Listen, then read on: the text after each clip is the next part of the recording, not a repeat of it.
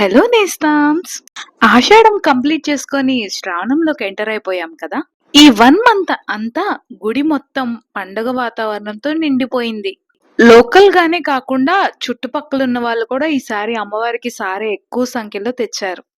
పగలు, రాత్రి తేడా లేకుండా అమ్మవారికి భక్తులు సారెలు సమర్పిస్తూనే ఉన్నారు. గుడిలోనే కాకుండా గుడి సరౌండింగ్స్‌లో కూడా చాలా కోలాహలంగా మారిపోయింది ఈ 1 మంత్ మొత్తం. సారీ సమర్పణలే కాకుండా ఇదే మంత్‌లో వచ్చే శాకంబరి ఉత్సవాలు కూడా చాలా హైలైటింగ్‌గా నిలిచాయి. ప్రతిసారి శాకంబరి ఉత్సవాలు చేసిన 3 రోజులు ఖచ్చితంగా వర్షం పడిద్ది. మీలో ఇదెవరైనా నోటీస్ చేస్తే కింద కామెంట్ చేయడం మర్చిపోవద్దు. ఉత్సవాలు జరిగే 3 డేస్ అంతరాలయంలోనే కాకుండా గుడి మొత్తం కూడా ఇలా కూరగాయలతో నిండిపోయింది.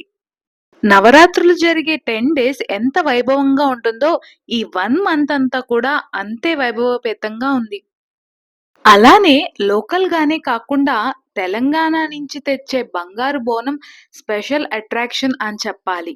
ఈ ఈవెంట్స్ అన్నీ చూడ్డానికి ఇక్కడ లోకల్‌గా ఉన్న మేము ఎంతో అదృష్టం చేసుకొని ఉండుంటాం.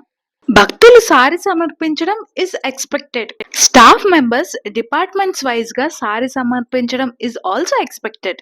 బట్ ఎవ్రీ ఇయర్‌లా కాకుండా ఈ ఇయర్ ఇంకొంచెం హైలైటింగ్‌గా స్టాఫ్‌లో ప్రతి ఒక్కళ్ళు వాళ్ళ ఫ్యామిలీ మెంబర్స్‌ని తీసుకొనొచ్చి ఆషాఢం లాస్ట్ డే అమ్మవారికి సారె ఊరేగింపుగా తీసుకెళ్లడం అనేది టాక్ ఆఫ్ ద టౌన్‌గా నిలిచిపోయింది. అమ్మవారికి భక్తితో మనస్ఫూర్తిగా సారి తెచ్చిన ప్రతి ఒక్కళ్ళ విష్ నెరవేరాలని కోరుకుంటూ ఈ రోజుకి ఇంతే నేస్తం. మరో వీడియోలో మళ్ళీ కలుద్దాం. అప్పటి వరకు do like, share and subscribe.